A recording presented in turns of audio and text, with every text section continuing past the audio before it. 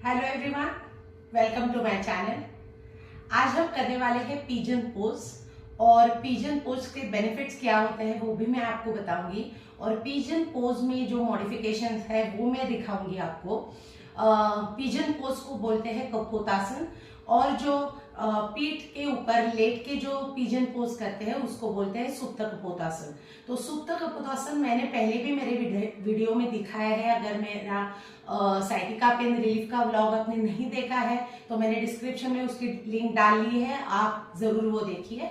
तो उसमें वो सुप्त कपोतासन मैंने आसन दिखाया है, लेकिन आज हम जो रेगुलर पिजन पोज करने वाले हैं वो हिप के जॉइंट के लिए कैसे जरूरी है, आपके हिप फ्लेक्सर्स कैसे फ्लेक्सिबल हो जाते हैं, आपका हिप की मोबिलिटी कैसे अच्छी हो जाती है, फ्लेक्सिबिलिटी आपकी थाइज में कैसी बढ़ जाती है, आपके लेग्स के मसल्स कैसे स्ट्रेंथन हो जाते हैं और वो लोअर बैक पेन के लिए भी अच्छा है, आपके क्वाड्स के मसल्स डेवलप करने के लिए भी अच्छा है।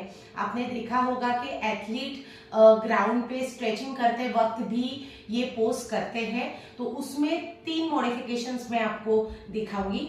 तो चलिए शुरू करते हैं। और अभी तक अगर आपने चैनल को सब्सक्राइब नहीं किया है तो प्लीज जल्दी से सब्सक्राइब कर दीजिए ताकि ज्यादा से ज्यादा वीडियोस में आप लोगों तक पहुंचा सकूं। चलिए शुरू करते हैं। तो पहले पिजन पोज में आने के लिए हम पहले जाएंगे प्लैंक पोस्चर में, हाई प्लैंक पोस्चर। तो एक स्ट्रेट लाइन हम बनाएंगे। ओके, तो पीठ को और हिप्स को एक लाइन में रखना है। अब मैंने मेरा दाहिना पैर आगे लिया है और बायां पैर मैंने नीचे रखा है। तो जैसे आप देख रहे हो मैं घुटने को और मेरे एडियो को एक सीधे लाइन में लाने की कोशिश कर रही हूँ। अगर आप ये सीधे लाइन में नहीं लेके पा रहे हैं तो ठीक है, कोई बात नहीं है, लेकिन धीरे धीरे प्रैक्टिस से आपको वो आ जाएगा। और मैंने पाम्स नीचे रखे हैं। अब मैं कमर को नीचे की तरफ ढकेल रही हूँ और मैंने चिन को ऊपर की तरफ लिया है। तो जैसे मैंने चिन को ऊपर किया है तो यहाँ पे फ्रंट नेक पे भी स्ट्रेच महसूस हो रहा है। तो जितना यहाँ पे स्ट्रेच महसूस होगा वो आपके थायराइड के लिए भी अच्छा है। तो अगर किसी को थायराइड है तो उनके लिए भी ये पिजन पोज काफी महत्वपूर्ण रहेगी। और यहाँ पे जो साइटिक नर्व है यहाँ से लेके नीचे तक जिस नर्व पे प्रेशर बढ़ रहा है, तो यहाँ पे प्रेशर क्रिएट हो जाने की वजह से ब्लड सर्कुलेशन अच्छा हो जाता है। कमर को कॉन्स्टेंटली नीचे की तरफ ही ढकेलना है। ओके, तो ज्यादा से ज्यादा यहाँ पे आपको प्रेशर क्रिएट हो जाएगा और ऐसे ही हमें रोक के रखना है। ये पोस्चर हमें होल्ड करना है। जितना आप होल्ड कर पा रहे हो उतना होल्ड करने की कोशिश कीजिए। ओके, तो ये आसन छोड़ते वक्त अब इसे आप 10 या 15 सेकंड से स्टार्ट कर सकते हो अगर आप, और प्रैक्टिस में आने के बाद आप इसे 30 सेकंड्स तक होल्ड कर सकते हो। अब ये आसन छोड़ने के लिए हम फिंगर टिप्स यहाँ पर रखेंगे और खुद को उठा के वापस हाई प्लैंक में आ जाएंगे। फिर हम दूसरा पैर आगे लेंगे, घुटने को और एडियो को एक तरफ ही रखा है।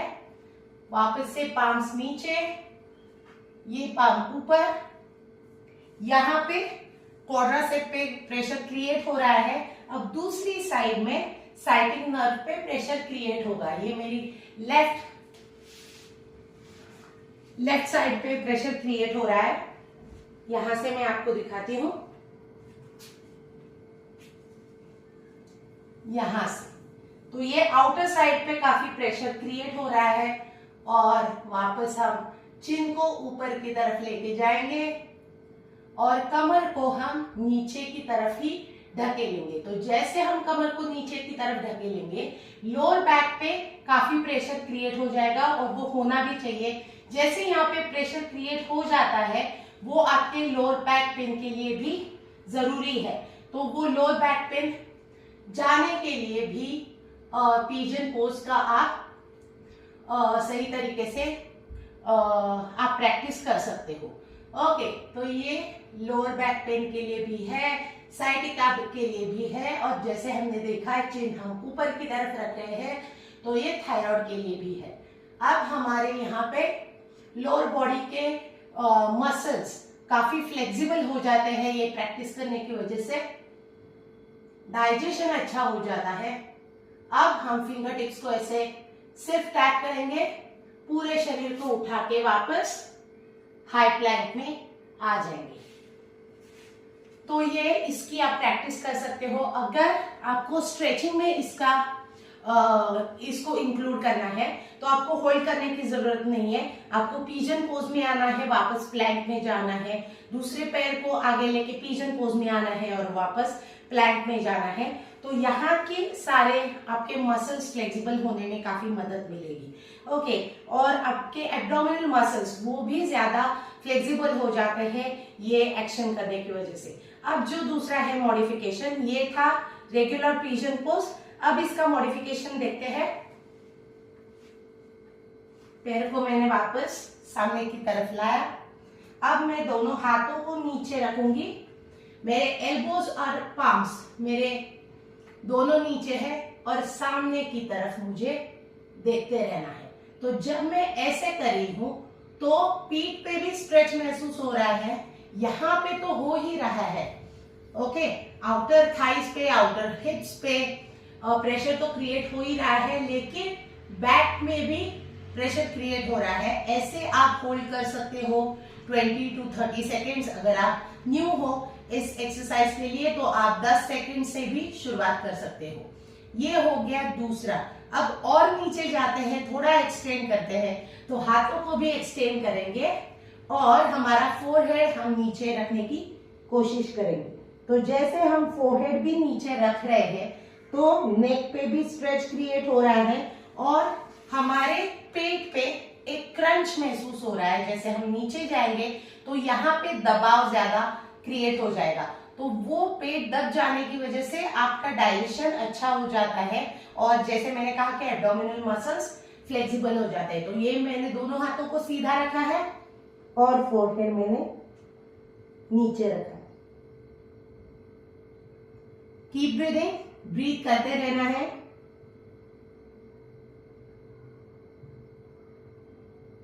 जितना आप होल्ड करने की कोशिश कर पा रहे हो उतना कीजिए।